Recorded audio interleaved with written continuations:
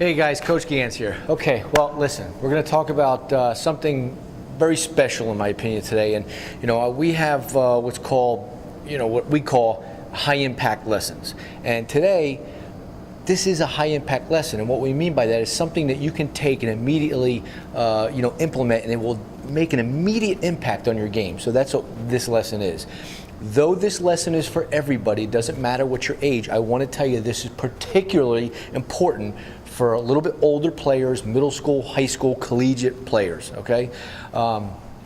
We want to talk about pitch selection. I guess that's the best way to categorize this lesson. One of the things that we really feel strongly about here is that most hitters, particularly good hitters, end up getting themselves out most of the time. Most of the time it's not the pitcher making nasty, devastating pitches. Most of the time, especially in the high school and collegiate level, it's not the pitcher getting you out, it's you yourself getting yourself out. So we want to talk about how you do that and how to prevent it. We have a basic rule with our players, even our youngest players all the way down to our 10U travel teams. We have a rule that you do not swing at off speed or other pitches, anything other than a fastball with less than 2 strikes. That's kind of our rule. We don't, kill our guys when they do it. We kind of coach them through it. When they make a mistake, we talk about it. So it's a rule, but it's not a life or death rule. It's just when we say rule, it means it's what we expect you to do. So when our players get in the box, we expect them with less than 2 strikes to sit on nothing but fastballs. With no strikes, 1 strike, we're looking for dead red fastballs down the middle. It's what we're looking to hit. You have to get in your mindset that if a pitcher once in a while can paint balls in a particular spot that you're not looking for them, you got to tip your hat and you got to go sit down. It's going to happen once in a while. Well, we find with our younger players at 8, 9, 10 years old, it's really hard for pitchers to spot balls, in those particular spots. The older they get, the higher levels that you guys are playing at, obviously pitchers start to get that ability. But even at the highest levels, it's very difficult for a pitcher to paint 3 pitches to get you out. So what I want to talk about today is just giving you something to think about and basically giving you a plan when you get in the box. So if you guys just learn to, with less than 2 strikes, sit on a particular fastball in one location, I always tell my batters, play to your strengths. If you prefer a ball inside, then sit on an inside fastball. If he's going to paint a fastball away, you got to give him that with less than 2 strikes because it's not what you are looking for. It's not part of your plan. If you like balls away and you like to go oppo with balls that are middle away, then sit on that middle away fastball with less than 2 strikes. When you get 2 strikes, obviously your plan has to change a little bit and you got to go in protect mode. We're going to do another posting just on being a 2-strike hitter. But for right now, I want you to challenge you to go out. We've had a reason why I'm doing this post today is because we've had a number of our people, families, coaches, I got college players emailing us saying, listen, I'm going into a really short fall season. Give me one thing that you think I can work on this fall. So what I'm giving you this is, since you're going into a little bit of a relaxed atmosphere, go ahead and try this. Now listen, this is not going to, what this is meant for is to increase your on-base percentage. You're going to draw a lot more walks doing this. So if you're looking for, something that's going to increase your power numbers, this isn't going to be it right now. But what you're going to find, and this is what I really want you guys to think about, is that when you start increasing your on-base percentage, when you start taking pitchers deep into the count, what a pitcher, especially at higher levels, is going to realize is that he's going to walk you if he doesn't give you something to hit, or unless he can paint 3 baseballs where you don't want them. And I'm telling you, take my word for it, most pitchers can't do that.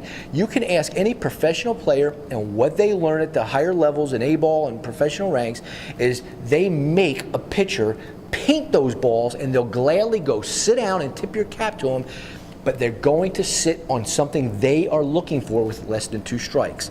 It's not easy, and I want to make this clear, guys. It is not easy to be a 2-strike hitter. It's very difficult, especially when you're, 0-2 or 1-2. A guy paints 2 balls right away, on the edge. Now you're 0-2 or 1-2. It's very difficult, and you're going to get out a lot. But what you're going to find, especially in lower level baseball, levels less than high school, you're going to find that most kids can't do that. So what I want you to teach your players as early as 8, 9 years old, as soon as they get into kid pitch, teach them that with less than 2 strikes, now granted, at 8, 9 years old, they're not going to see curveballs. So at 8, 9 years old, 10 years old, 11 years old, what we're really talking about is ball strikes. So what you're going to teach your players is they are going to sit, and if you kind of follow our mode of instruction, we're looking for balls down. Balls down in the zone are a lot easier to swing down on and generate a lot of backspin, as we train our players to do. So for us, we are teaching our players to look for balls, and our younger players that are 8, 9, 10, 11 years old, we're teaching them to look for knee-high, middle of the plate fastballs before they're forced to swing. If they don't get that ball, the umpire, and we all know that umpires at these early, divisions are kind of all over the place, and some of them are pretty awful, and some of them call balls across the chest. I understand that. So you're going to teach your players and train them at an early, young age that sometimes they're going to have to hit with 2 strikes. And like I said, we're going to talk about the art of hitting with 2 strikes. But for right now, what I want you to teach them to do is with less than 2 strikes, look for low fastballs, something they can drive down on, and leave the balls up. And you're going to find when you have decent umpires and they got a decent strike zone, it's magical. When you guys get the little higher levels, you guys get to middle school, high school, you're going to start seeing changeups and curveballs and sliders.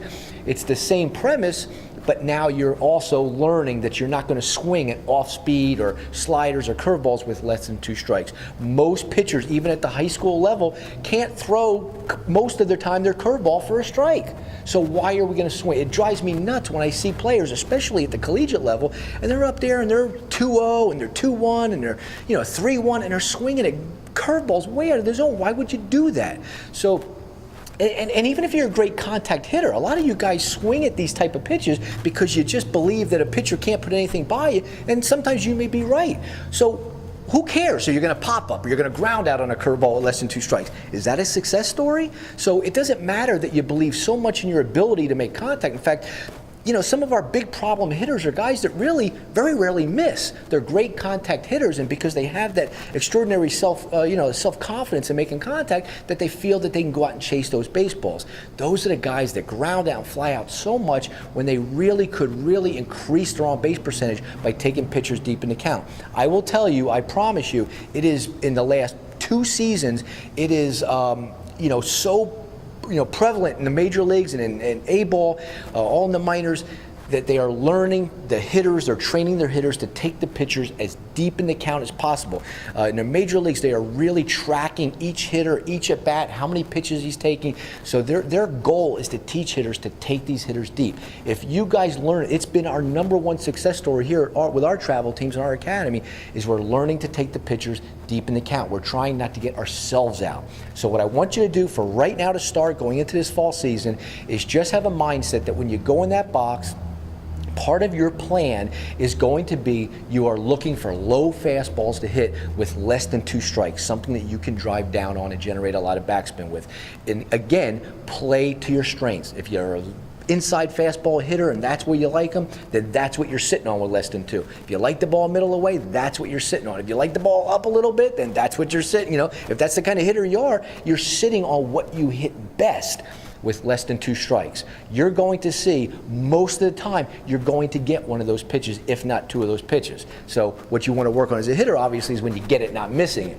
But for the start, right now, just work on not getting yourself out, less than 2 strikes, sitting on a pitch that plays to your strengths, and you're going to see, you're going to cut down on your strikeouts, you're going to draw a lot more walks, your on-base percentage is going to go through the roof, and all of a sudden you're going to see that pitchers around your league are going to learn quickly that if they don't give you something to hit, they're going to walk you unless they can really paint the edges and paint those spots, and most guys at that level can't do it. Try it, you're going to have a lot of success with it. Until next time.